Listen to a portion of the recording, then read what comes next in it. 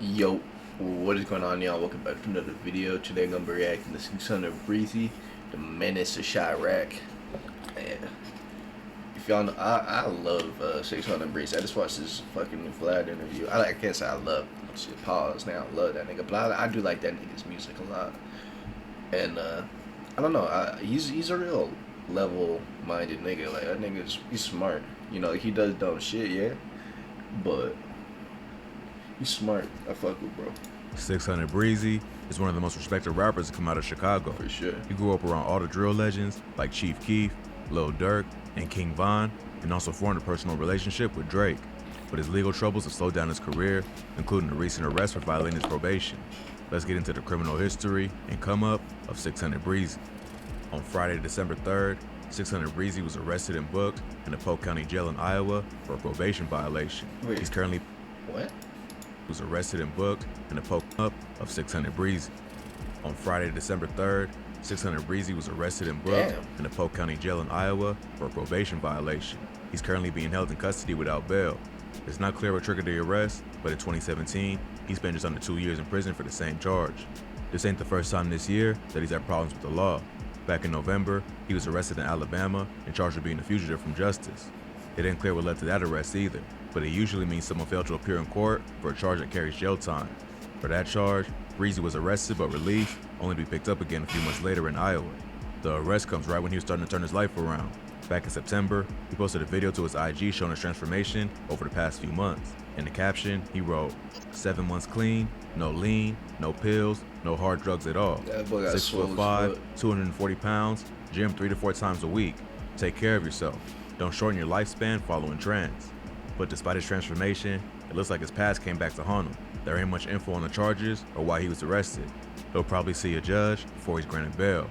So he'll be sitting in Polk County Jail until his case is processed. 600 Breezy grew up on the south side of Chicago on 59th and King Drive, along with Chief Keef. I don't know if he's free or not yet, but if he ain't free, that man. Fredo Santana.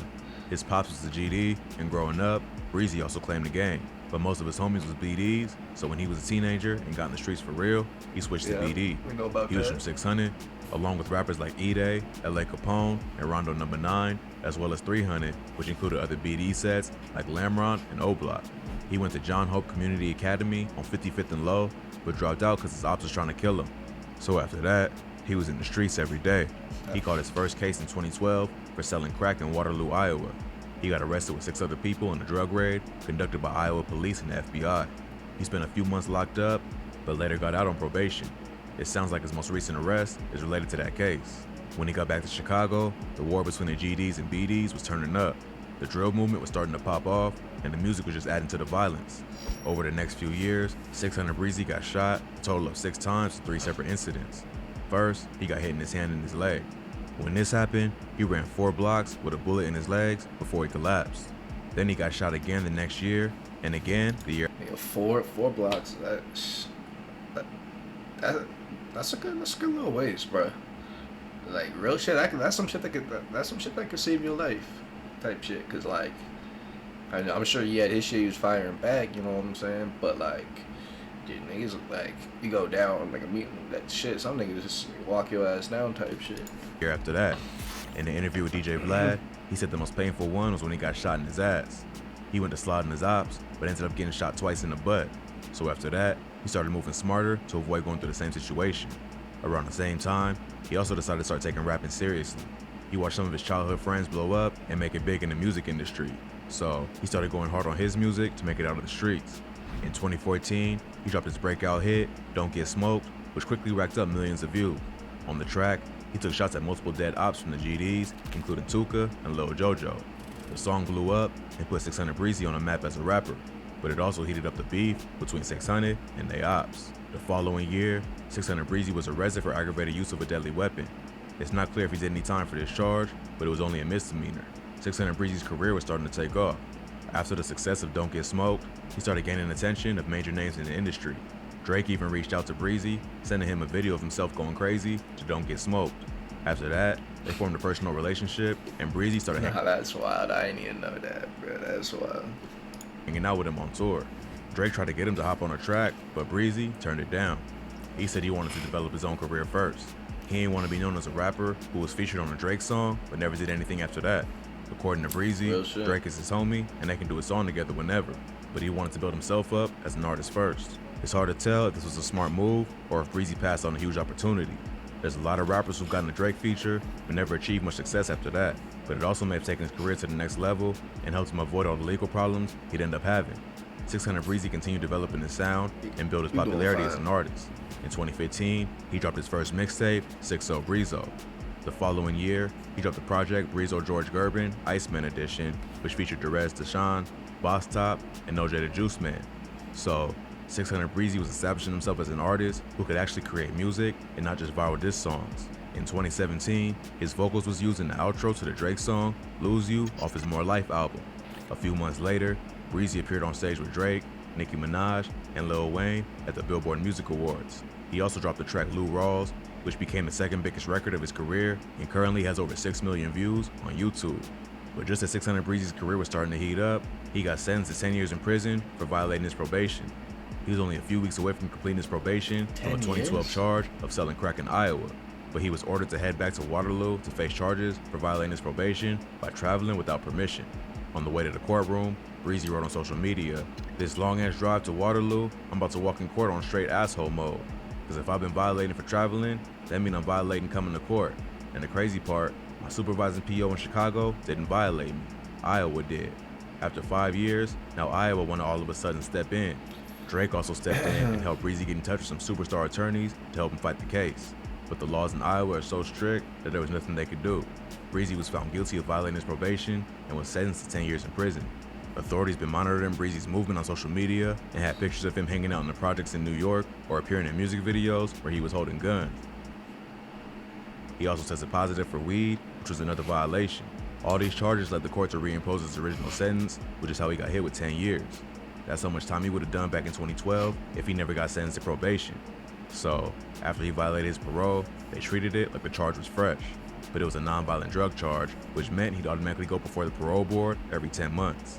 After the court hearing, his mom, Renita King, hopped on social media to let the world know what was going on with their son, posting, "Iowa just locked up Antonio Valentino King for 10 years. This is the worst birthday of my life." Breezy himself was a little more optimistic. A video posted to his Instagram had audio of a call from him while he was behind bars, where he told fans, "I don't got no 10 years. I'm looking at a year or less. I'll be back on the streets." Even though he was solid behind bars, Breezy started to face problems of being a famous rapper in prison. CEOs called him by his rap name and labeled him a gang leader. During this stay, he was transferred to about 4 different prisons because everywhere he went, he attracted attention. The first time he went before the parole board, he got in trouble for having a cell phone, so he had to stay in jail. After that, he decided to straighten up and even took a class so he can go home as soon as possible. The second time around, he was more successful. In December 2018, 600 Breezy got out after serving a total of 21 months.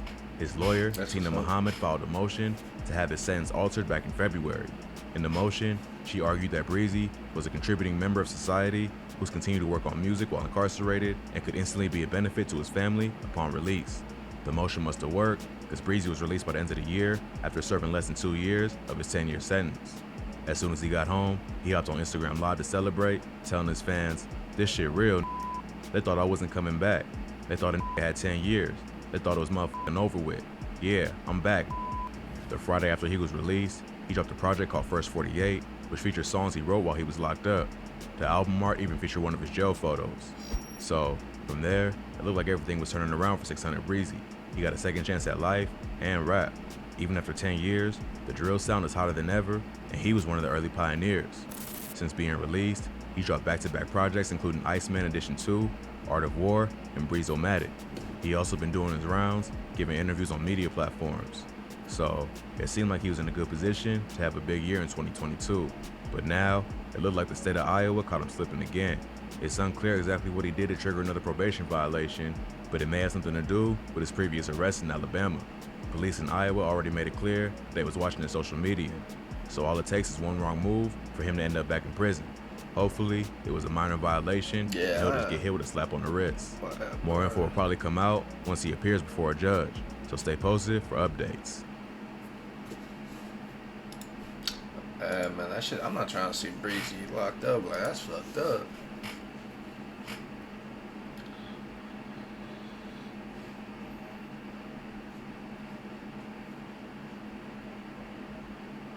That shit crazy, bro.